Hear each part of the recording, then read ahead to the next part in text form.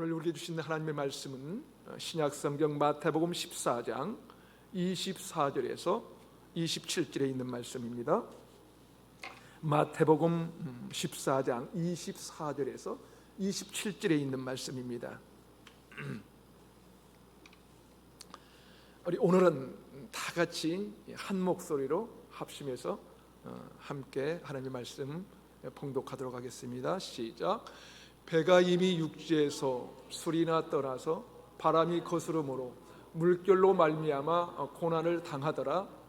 밤 사경에 예수께서 바다 위로 걸어서 제자들에게 오시니 제자들이 그가 바다 위로 걸어오심을 보고 놀라 유령이라 하며 무서워하여 소리 지르거늘 예수께서 즉시 이르시되 안심하라 나니 두려워하지 말라. 아멘. 가수 조성모 씨가 부른 가시나무새라는 노래가 있는데요, 가요지만 깊이 묵상해 보게 하는 그런 노래이죠. 거기에 보면 그런 가사가 있습니다. 내 속엔 내가 어쩔 수 없는 어둠, 당신의 실자리 뺏고 내 속엔 내가 이길 수 없는 슬픔, 무성한 가시나무 숲 같네. 그리고 이어지는 가사는 이렇습니다. 바람이 불면 그 메마른 가지 서로 부대끼며 울어대고 쉴 곳을 찾아 지쳐 날아온 어린 새들도 가시에 찔려 날아가고 바람만 불면 애롭고 또 괴로워 슬픈 노래를 부르던 날이 많았다 라고 하는 내용입니다. 그렇습니다. 우리에게는 내가 어쩔 수 없는 어둠이 있기도 하고요, 인생을 우리가 살아가다 보면 때로 내가 이길 수 없는 이 고난과 고통이 있는 것입니다. 아무리 빠져나가려고 발부둥을 쳐도 한 발짝도 움직이지 못한 채 수렁에 빠지는 것 같은 그런 때가 있는 것입니다. 그것만이 아니죠. 때로 정말 절박한 기도가 필요한데 기도가 안 돼요. 기도가 안 돼요. 몰려오는 이 압박감에 짓눌려서 숨쉬기조차 힘든데, 얽혀있는 문제들 앞에 어쩔 바를 몰라 헤매이는데, 부르짖어 기도해도 시원찮는 이 상황이지만 정작 기도가 되지 않는 것입니다. 주여, 주여, 아버지라고 부르는 애마디 맞게는 아무런 소리도 못한 채 그냥 멍 때리고 있는 그런 때가 있는 것입니다. 그러게 여러분, 우리에게는 하나님의 은혜가 반드시 필요합니다. 그 하나님의 은혜를 받으려면 주님이 내 안에 계셔야 됩니다. 내 안에 계셔야 돼요. 그래서 우리는 늘 주님 내 안에 임재해 주십시오, 주님 내 안에 임재해 주십시오, 주님 나를 찾아봐 주십시오 라고 하는 이 고백이 참 중요합니다. 오늘 이런 찬송을 한번 부르고 싶은데요, 찬송가 387장입니다. 찬송가 387장은 제가 어릴 적 어른들이 자주 부르던 찬송이고요, 그때는 초등학생이나 이 중고등학생 때도 당연히 주일 저녁, 그렇죠? 주일 저녁, 수요 예배, 금요 철야 다 참석했거든요. 참 은혜가 뭔지 몰랐어요. 저는 참 은혜가 뭔지 모르고 그저 예배드리는 것이 좋았던 그때였어요. 어린 마음에도 가슴 찡하게 다가왔던 그런 찬송입니다. 오늘 우리도 주의 은혜를 간절히 바라는 마음으로 가사를 우리가 깊이 음미해 보면서 같이 한번 불러볼까요? 전주해 주시고요.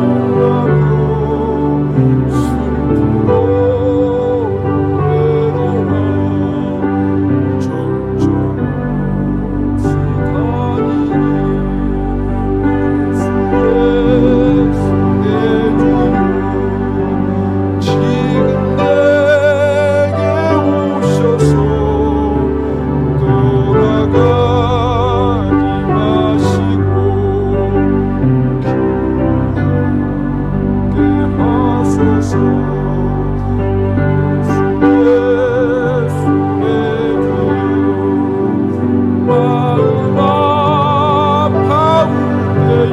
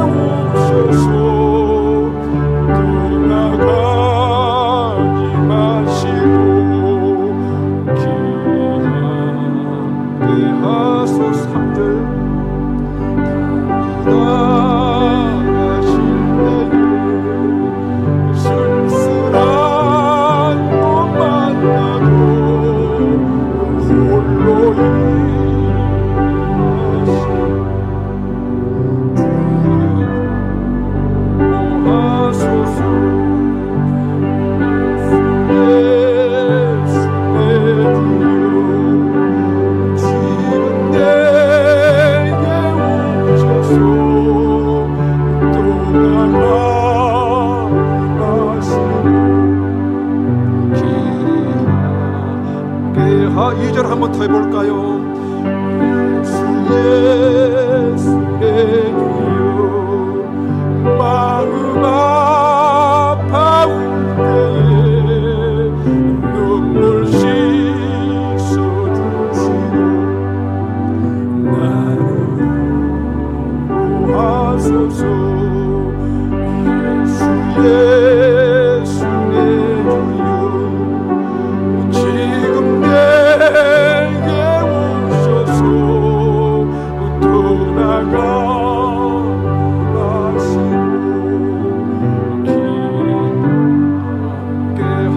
다시 한번 고백합니다. 예수께서 예수 내 주여 지금 내게 오셔서 떠나가지 마시고 길게 하소서.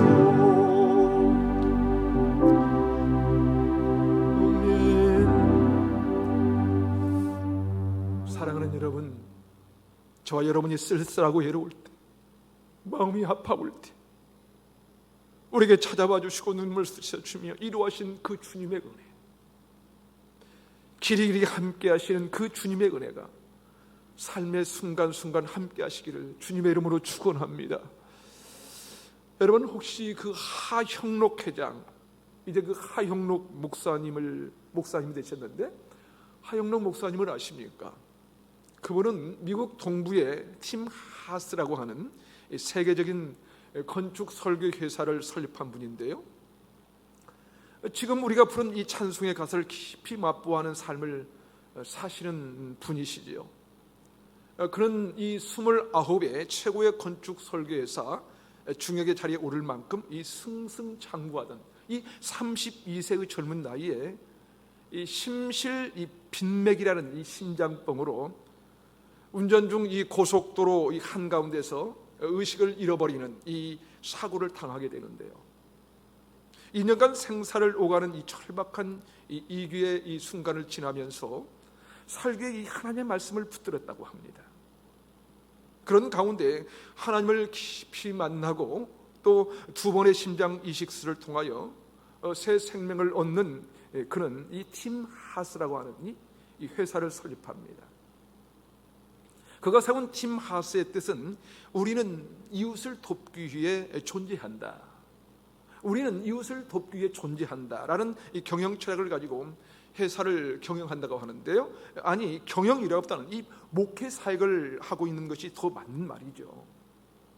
그가 쓴 글을 보면 알 수 있는데요, 그런 책에서 이렇게 적고 있습니다. 나는 우리 회사가 얼마나 유명한 건물을 많이 지었는가, 내가 얼마나 많은 일을 해냈는가에는 별로 관심이 없다. 그보다 내가 오늘 얼마나 유익한 만남을 가졌는가, 누구에게 도움이 되었는가에 더 관심이 많다. 그래서 가능하면 더 많은 이들과 관계 맺기를 원하고 나를 만나고 싶어하는 사람들에게 더 많은 시간을 할애하고 싶다. 그는 또 이렇게 말합니다. 사람들은 내가 이렇게 큰 기업을 운영하니까 내가 어떤 이 강한 신념을 가지고 사업을 하는 줄 아는데 사실은 정반대다. 나는 사실 내 생각이 없다. 매 순간 주님의 은혜를 구하는 것밖에는 내가 할 수 있는 게 없기 때문이다. 그런 회사를 경영하는 회장이지만 이 성경대로 비즈니스를 하는 이 회사를 통해서 구원 사역을 펼치고 있는 이 목사의 이 목회 현장 아닙니까? 그가 쓴 책 중에 잠언의 말씀을 토대로 한 성경대로 비즈니스하기 P31, 그리고 성경대로 세상 알기 W31이라는 책이 있는데요, 하영록 회장이 쓴 책에 보면 이 자신의 이 형에 대한 이야기를 쓰고 있습니다. 그의 형은 이 참으로 모든 면에 이 탁월한 형이었다고 합니다. 하영록 씨와 그의 형은 함께 이 미국의 유명한 대학 중에 하나인 유펜 이 펜실베니아 대학을 다녔는데요, 대학을 다닐 때 성적이 자기는 겨우 이 B나 C를 받았는데 형은 언제나 A를 받았다는 거예요. 어쩌면 그렇게 저렇게 쉽게 예를 받을까 싶을 만큼 이 똑똑한 형이었다고 해요. 그런데 그 형이 아버지의 바람대로 의대를 가게 되었다고 합니다. 그의 아버지는 그 옛날에 힘겹게 살았던 이 이민 목회자여서 장남이었던 형에게 이 의대를 가서 가족을 잘 돌보면 좋겠다고 부탁을 하고 간청을 해서 형이 의대를 갔다는 거예요. 근데 형이 의대를 가서 여러 인체 시험을 하는 동안 도저히 그것을 견디지 못했다는 거예요. 시체를 해부하고 또 시체를 검시하고 하는 실험을 도저히 참을 수 없어서 1년 만에 의대를 그만두었다고 합니다. 그만두자 이 목회자인 이 아버지의 질책이 너무 심했다고 합니다. 가정을 책임져야 할 네가 그럴 수 있냐고. 너무 심한 아버지의 이 질책을 들었지만 그는 다시 이 공대를 가서 굉장히 이 탁월한 이 업적을 이뤘다고 합니다. 미국 대통령이 커뮤니케이션 시스템을 설치한 이 최초의 공학자가 되었답니다. 그런데 잘 나가는 이 공학자였지만 의대를 그만두었을 때 아버지의 질책은 잊을 수 없는 이 상처가 되는 거예요. 그래서 아버지를 다시는 보지 않겠다고 생각하며 집을 떠난 것입니다. 그런데 아버지가 치매에 걸리신 거예요. 그러면서 점점 더 사람을 알아보지 못하게 되자 동생인 이 하영록 씨가 아버지를 찾지 않는 형에게 전화를 했답니다. 형, 아버지가 점점 더 사람을 알아보지 못하고 계시오. 그러니 형이 좀 와줬으면 좋을 것 같아. 더 이상 기억을 못하기 전에. 그런데 형이 아버지를 찾아오지 않았다고 합니다. 그러다가 아버지가 세상을 떠나셨는데 장례식도 오지 않았다고 합니다. 그 후 얼마 지난 후에 그들에게는 여동생이 하나 있었는데 여동생이 젊은 나이에 암으로 세상을 떠났지만 그 장례식장에도 형이 오지 않았다고 합니다. 여러분 상상이나 되시나요? 아버지의 질책 때문에 아버지에 대한 이 트라우마가 자신의 인생을 완전히 붙잡아 버린 거예요. 그래서 아버지의 장례식에도 여동생의 이 장례식장에도 나타나지 않았다는 것입니다. 여러분 아무리 아버지가 질책하고 힘들게 했지만 탁월한 공학자가 되어서 잘 살고 있으면서도 그는 이 해결할 수 없는 이 마음의 무거운 고통이 있었던 것입니다. 자기가 해결할 수가 없는 거예요. 가고 싶은 마음이 들면 좋을 텐데 그게 안 되는 거예요. 그렇게 아버지가 세상을 떠난 다음에 장례식에도 오지 않았던 형은 그때부터 죄책감에 사로잡히기 시작합니다. 그리고 음식도 끊은 채 술만 마시기 시작한 거예요. 그러다가 이 환영을 보고 현실인지 가상인지 이 구분을 못하다가 그렇게 세상을 떠나버렸다는 것입니다. 여러분 우리가 문제를 만났을 때 우리가 그것을 어떻게 할 수 있다면 얼마나 좋겠습니까? 그런데 아무리 똑똑한 지성을 가져도 자신이 해결할 수 없는 것이 있는 것입니다. 아무리 괜찮은 인생을 살아도요 자신이 이길 수 없는 이 아픔이 있는 것입니다. 어떤 사람은 그렇게 말할지도 모르겠습니다. 아니 그런 걸 가지고 뭘 그래, 아무것도 아닌데 함부로 그렇게 말해서는 안 돼요. 하지만 그것이 본인에게는 견딜 수 없는 아픔일 수가 있는 것입니다. 그게 우리 인간 아닙니까? 그래서 우리는 우리의 능력이나 우리의 지성이 필요한 것이 아니에요. 탁월한 어떤 것이 필요한 것이 아니라 하나님의 은혜가 필요합니다. 사람들은 생각합니다. 내가 돈을 좀 많이 가지고 있으면 문제가 좀 생겨도 해결될 거야. 잘 될 거야. 내가 좀 더 지식을 많이 가지고 있으면 충분히 이겨낼 수 있을 거야. 내가 살아온 세월이 많아서 경험이 많으니까 해결할 수 있어 라고 생각하는 것이죠. 하지만 여러분 그렇지가 않습니다. 어느 순간 우리가 이길 수 없는 이 거센 바람이 있고요, 우리가 벗어날 수 없는 이 거친 물결이 있습니다. 우리가 도저히 감당할 수 없는 고난이 있을 수가 있는 것입니다. 그러나 그때 예수님만 오시면 우리는 해결됩니다. 예수님만 우리에게 찾아와 주시면 우리는 그것을 뛰어넘을 수가 있는 거예요. 뛰어넘을 수가 있습니다. 그러게 우리는 예수님의 은혜를 붙잡아야 됩니다. 예수님의 은혜. 왜냐하면 주님의 은혜가 아니면 우리의 지식으로도 안 되고 우리의 능력으로도 안 되거든요. 어쩌면 남들이 보기에는 아무것도 아닌 것 같은 이 한 번 입은 상처가 모든 것을 붙들어 볼 수 있기 때문입니다. 그러게 우리에게는 주님의 은혜가 필요합니다. 우리가 연약해서만이 아닙니다. 똑똑하지 않아서가 아니에요, 여러분. 공부 못해서가 아닙니다. 돈이 없어서가 아니에요, 여러분. 그런데 그것들이 해결할 수 없는 삶의 물결이 있고요, 바람이 있기 때문입니다. 그것을 이기려면 주님의 은혜가 필요합니다. 자, 그렇다면 우리가 주님의 은혜를, 그 은혜를 누리고 그 은혜를 붙잡으려면 어떻게 해야 하는 것일까? 오늘 성경은 우리에게 중요한 한 가지를 가르쳐 줍니다. 오늘 보면 26절을 함께 읽어보겠습니다. 26절 시작. 제자들이 그가 바다 위로 걸어오심을 보고 놀라 유령이라 하며 무서워하여 소리 지르거늘. 예수님이 바다 위를 걸어오고 계시는데 제자들이 알아보지를 못합니다.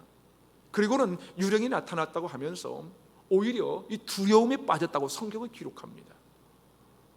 여러분, 우리가 주님의 은혜를 붙잡으면 중요한 것이 있습니다. 다시 말해서 우리 안에 주의 은혜가 살아 움직이려면 예수님을 알아보는 영적인 민감함이 있어야 된다는 것입니다. 여러분, 주님이 바다 위로 걸어오시는 이 사건 바로 앞에 어떤 일이 있었습니까? 오병이어의 기적이 있었어요. 오병이어의 기적. 예수님의 제자들은요, 물고기 2마리와 떡 5덩이로 5,000명을 먹이거든 이 남는 오병이어의 이 기적을 직접 목도한 사람들이에요. 그렇다면 물 위를 걸어오시는 예수님을 보고 어떻게 생각을 해야 할까요? 그래, 오병이어로 5,000명을 좋게 먹이셨는데 우리 주님이라면 충분히 물 위를 걸어오실 수 있는 분이지라고 생각해야 하지 않을까요, 여러분? 그런데 제자들이 예수님을 알아보지 못하는 거예요. 그리고는 유령이라고 합니다. 사랑하는 여러분, 우리가 주님의 그 은혜를 누리려면요, 주님을 알아볼 수 있는 눈이 필요한 거예요. 눈이 필요합니다. 주님의 능력을 확신해야 합니다. 우리에게 그런 영적인 안목이 있어야 됩니다. 예수님을 알아보는 영적인 민감함이 있어야 한다는 거예요. 우리 인생이 아무리 밤사경일지라도, 내 인생에 캄캄한 어둠, 칠흑 같은 어두움이 드려져 있어도 밤사경에 나를 찾아오시는 주님을 영적인 민감함으로 볼 수 있어야 한다는 것입니다. 그렇다면 여러분 어떠십니까? 어떠세요? 밤사경에 나를 찾아오시는 주님을 알아볼 수 있는 영적인 민감한 안목이 있습니까, 여러분? 혹시 우리도 제자들처럼 주님을 못 알아보는 것은 아닌가요? 그러니까 늘 두려운 것 아닙니까? 일만 생기면 불안한 거예요. 조급한 거예요. 바람이 조금만 불면 힘들어요. 물결이 일어나는 것 같으면 두려워지는 거예요. 하지만 그 순간에도 우리를 향하여 걸어오시는 주님을 볼 수만 있다면 두려울 것이 없습니다. 아니, 오히려 안심하라, 나니 두려워하지 말라 하시는 주님의 음성을 들을 것입니다. 그런데 우리는 문제를 만나면 예수님을 알아보지 못하거든요. 그렇다면 예수님의 능력은 성경 이야기일 뿐 지금 나오는 상관없다고 생각하는 것은 아닐까요, 여러분? 우리를 걸으실 수 있는 예수님을 믿지 못하는 것은 아닌가요? 그러니까 예수님을 보고도 유령이라고 하는 거 아닌가 하는 것입니다. 그러게 우리가 영적인 눈을 떠야 예수님을 알아볼 수가 있는 것입니다. 영적인 안목이 있으면 밤 사경의 이 풍랑 속에서도 내 손을 잡고 계시는 예수 그리스도가 계시는 걸 알 수 있어요. 열왕기상 18장에는 엘리야에 대한 이야기가 기록되어 있습니다. 엘리야의 이야기 중에 이 아합이라는 이 왕이 등장하는데요, 당시 그 땅에는 이 가뭄이 계속되고 있었습니다. 얼마나 가뭄이 심했든지 나라가 멸망할 지경까지 다다랐거든요. 급해진 아합 왕이 자신의 신하 중에 한 명인 이 오바댜를 데리고 물의 근원을 찾으러 나갑니다. 오직 급했으면 왕이 나갔겠어요?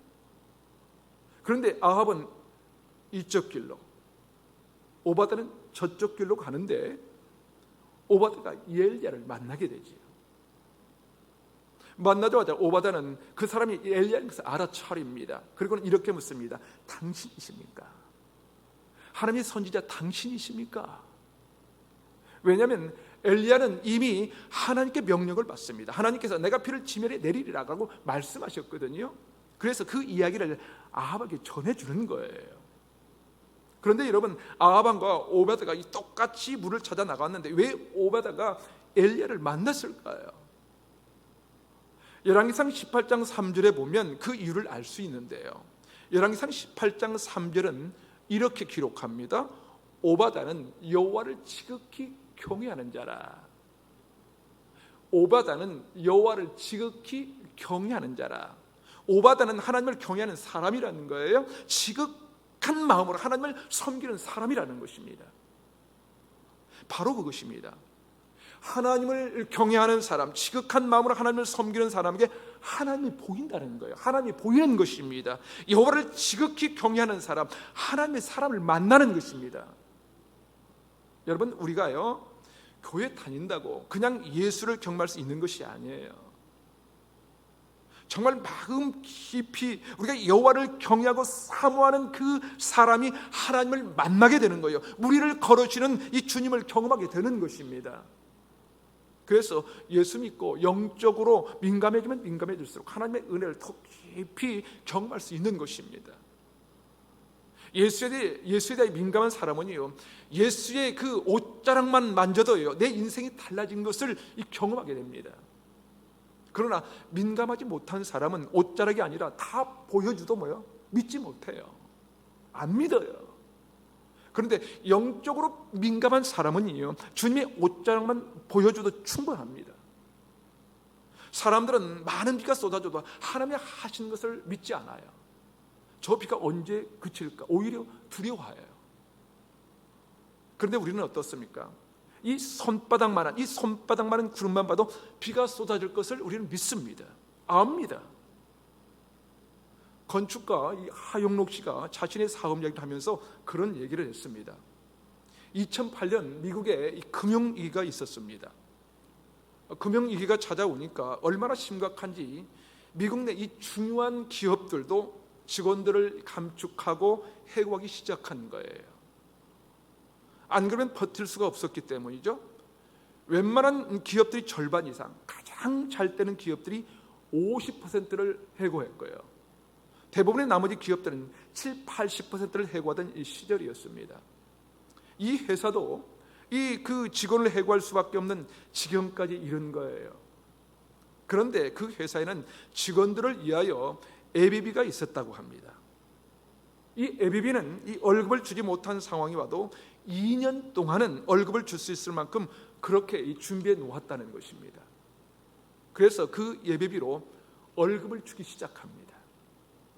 한 해가 지나고 두 번째 해의 반이 지나고 거의 바닥이 날 무렵 이제 2-3개월만 지나면 어쩔 수 없이 직원을 해고해야 하는 이 순간까지 온 거예요. 그때 하영록 회장이 직원들을 전부 다 불러 모아놓고 얘기를 합니다. 이제 우리가 할 수 있는 기도밖에 없습니다. 믿음이 있는 분이든 믿음이 없는 분이든 우리는 모두 기도해야 합니다. 우리 중에 아무도 이 회사를 떠나지 않고 함께 일할 수 있게 해달라고 기도해 주시기를 바랍니다. 그 얘기를 듣던 직원들이 생각합니다. 남들은 다 해고가 됐는데 지금 2년이 다 되도록 우리는 계속해서 회사를 다니니까 회장의 이야기를 듣자 그래 이제 어쩔 수가 없지 기도밖에 없겠구나 생각하면서 모든 직원들이 이 고개를 끄덕이고 있었습니다. 그때 이 하영록 회장이 이어서 이렇게 말을 합니다. 그런데 여러분, 저는 여러분이 그렇게 기도하는 동안 저는 다른 기도를 하려고 합니다. 저는 이 불경기가 지나갔을 때 우리는 주님의 도움으로 이 어려움을 이겨냈다고 말할 수 있도록 해달라고, 우리 하나님께 이 축복을 받았다고 말할 수 있는 증거를 달라고 기도하겠습니다. 하영록 회장은 이 어려움이 지났을 때 그래 하나님이 도와주셨지, 이 어려운 시간을 지나고 난 다음에 이것이 하나님의 축복이었지라고 누구에게라도 증거할 수 있게 해달라고 기도하겠다는 것입니다. 여러분, 영적인 민감함은 어떤 것이냐면요, 지금 바닥의 상태에서, 지금 바닥에서 하나님 이 어려움을 지나고 난 다음에 하나님께서 함께 해주셔서 이 고난의 물결을 지나갔다는 사실을 말할 수 있도록 저를 좀 도와주십시오. 우리 회사를 좀 도와주십시오. 내 가정을 도와주십시오. 우리 교회를 도와주십시오. 기도하는 것입니다. 이런 생각을 가져야 영적인 민감함으로 하나님을 만날 수가 있습니다. 그렇지 않고는 이 어려운 바람과 이 거센 이 물결에 인생의 배는 전복이 되고 절대로 이겨낼 수가 없는 것입니다. 하영록 회장은 영적으로 민감했어요. 이제 기도밖에 남지 않았는데, 하나님, 우리 모두가 여기에서 일할 수 있도록 지켜주십시오. 그리고 그것보다 더 중요한 것은 언제인가 이 고난의 바람이 그치는 날 하나님이 하셨어, 하나님이 도와주셨어 라고 고백할 수 있게 해달라고 기도하는 것이 바로 영적인 민감함을 계속 유지하는 것입니다. 그렇게 한 달쯤 지났답니다. 그런데 아무런 변화도 일어나지 않았어요. 그러니까 직원들이 하는 말이, 기도해도 별일이 일어나지 않는데 라고 생각할 즈음에 갑자기 큰 프로젝트가 하나가 들어온 것입니다. 그 프로젝트는 마이애미의 어떤 경기장에 차량 6,000대가 들어가는 주차장 시설을 설계해달라는 그거였어요. 여러분 한번 생각해 보세요. 자동차가 이 6,000대가 들어간다고 상상해 보세요. 얼마나 큰 작업일까요? 그런데 여러분, 더 놀라운 것은요, 규모가 커서 놀라운 것은 물론이지만 마이애미는 그 당시 금융위기에 가장 큰 영향을 받은 도시였다고 합니다. 그러니까 다른 도시에서 그런 요청을 했다면 그나마 경제가 좀 살아있으니까 요청할 수 있지만, 마이애미는 미국 전역에서 금융위기의 직격탄을 맞은 1위 도시였다고 해요. 그런데 당시 마이애미는 직원 해고율 1위였다고 합니다. 그런데 그 도시에서 자동차 6,000대가 들어가는 주차장을 설계해달라는 요청을 받은 것입니다. 여러분, 일이 어쩌다가 그렇게 됐다고 생각할 수 있지만요, 하나님께 대하여 민감한 인생은요, 하나님의 은혜를 경험합니다. 하나님의 은혜를. 그러게 은혜는 영적으로 민감한 자에게 주어지는 하나님의 가장 큰 축복입니다. 가장 큰 축복. 그렇지 않고는 이런 일을 우리가 경험할 수가 없는 것입니다. 오늘 본문의 제자들은요, 주님의 놀라운 기적을 경험했고 주님과 함께 있었지만 영적으로 민감하지 못했습니다. 그러니까 순간순간 바람이 불 때마다, 물결이 일 때마다 하나님이 보이지 않는 거예요. 그래서 하나님의 옷자락을 붙잡을 생각조차 못한 거예요. 그런데 영적인 민감함으로 만일 하나님을 볼 수만 있다면, 그분의 옷자락만 나와도 우리 인생은 달라질 것입니다. 그것이 바로 영적으로 깨어 있는 것입니다.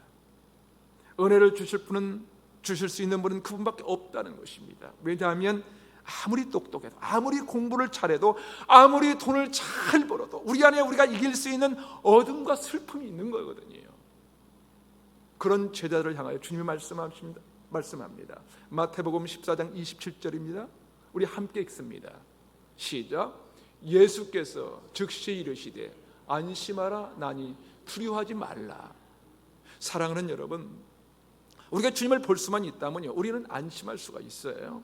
주님의 옷자락만 만질 수 있으면요, 우리 인생은 편안해질 수가 있는 거예요. 우리 안에 영적인 민감함이 살아있기만 하면요, 하나님의 놀라운 일들을 이뤄낼 수가 있는 것입니다. 하나님의 지하 운동이라는 책을 쓴 이 범브란트라는 이 목사님은 그 루마니아 이 공산 치하에서 사형 언도를 받고 이 원망석진 기도를 하는 중에 하나님의 음성을 들었는데요, 그때 하나님께서 이런 음성을 들려주셨다고 합니다. 사랑하는 종아, 성경에 두려워하지 말라는 말이 몇 번 기록되어 있는지 아느냐. 그래서 범브란트 목사는 그 말씀에 이 동그라미를 치면서 성경을 읽었더니 이 두려워하지 말라라는 말씀이 366번 기록되어 있는 것을 발견했습니다. 그러면서 거기에 해석을 붙였는데요, 왜 366번이냐면요, 여러분 1년이 며칠이죠? 그렇죠, 365일. 그러니까 365일 내내 두려워할 것이 없을 뿐만 아니라 4년에 한 번 윤년이 돌아오니까 윤년이면 366일이 이어서 366번 기록했다는 것입니다. 덤으로 더 염려하지 마라, 두려워하지 말라라는 의미라는 거예요. 그렇게 사랑하는 여러분, 우리 인생 가운데 우리가 어떻게 할 수 없는 어둠이 있어도요, 두려워하지 마십시다. 오히려 내 영적인 눈이 민감해지는 말씀 속에 하나님을 찾아보십시오. 하나님을. 그러면 하나님께서 반드시 오늘 말씀대로 안심하라, 나니 두려워하지 말라 말씀해 주실 것입니다. 내가 해결할 수 없는 이 고난의 문제를 주님께서 해결해 주실 것입니다. 내가 넘어설 수 없는 이 물결 속에서 우리는 담대히 전진할 수가 있는 것입니다. 주님 계속해서 두려워하지 말라 말씀합니다. 두려워하지 말라. 그래서 두려움 대신 우리는 하나님을 신뢰하는 것입니다. 우리 가정을 새롭게 하실 수 있는 하나님, 내 자녀들의 인생을 새롭게 하실 수 있는 하나님, 우리가 너무 많은 것으로 염려를 하지만 주님만 계시면 됩니다. 왜냐하면 밤 사경이라 해도 주님은 나에게 오실 수 있는 분이시거든요. 그런 우리를 걸어서라도 우리가 생각할 때는 도저히 불가능한 그 상황 가운데서도 주님은 오실 수 있는 분이시거든요. 그러게 우리는 그분의 은혜가 필요합니다. 여러분, 우리가 똑똑한 것, 잘난 것, 지식이 많은 것 자랑하지 마세요. 돈 자랑할 것도 없고요, 그렇다고 돈이 없다고 차질할 것도 없습니다. 여러분, 더 중요한 것은 모리를 걸어서 나에게 오실 수 있는 주님을 바라볼 수 있는 이 영혼의 민감함이 필요합니다. 그렇다면 여러분, 왜 우리가 민감하지 못한 것일까요? 왜 그렇습니까? 우리 교회 와서 설교는 잘 들어요. 그런데 나가는 순간 어떻게 되죠? 잊어버려요. 그러게 여러분, 하나님의 말씀을 가까이 하지 않고는 절대로 하나님의 모습을 볼 수가 없는 것입니다. 올 한 해도 우리에게는 여러 가지 일들이 많겠지만 말씀을 가까이 하는 가운데 하나님을 볼 수 있기를 바랍니다. 그렇지 않으면 이 오병이어의 기적을 조금 전에 경험했지만 바람이 불고 풍랑이 일어나면 다 잊어버리고 예수님이 누군지 모르거든요. 예수님이 안 보이거든요. 그런 엄청난 기적을 경험했어도 불구하고 우리는 주님을 알아차릴 수가 없어요. 그런데 우리가 계속 하나님의 말씀과 가까이 있으면 하나님께서 우리에게 자꾸 보여주십니다. 그리고 말씀하십니다. 안심하라, 나니 두려워하지 말라. 그 음성을 우리 모든 성도들이 꼭 듣게 되시기를 바랍니다. 꼭 듣십시오. 다른 것으로 해결할 수가 없습니다. 아무리 최고의 학벌을 가지고도 백악관이 인정하는 최고의 공학자일지라도 그것 가지고는 안 됩니다. 안 돼요. 자기 안에 있는 이 트라우마를 벗어날 수가 없는 것입니다. 그러기에 하나님의 은혜가 필요합니다. 하나님의 은혜를 주실 수 있는 분은 오직 그분밖에 없다는 것을 깨닫고 우리 주님을 더 잘 볼 수 있는 영혼의 이 민감을 가지고 살아가면서 모든 이 두려움을 이겨내는 여러분의 삶이 되시기를 주님의 이름으로 축원합니다. 아멘. 이 시간 우리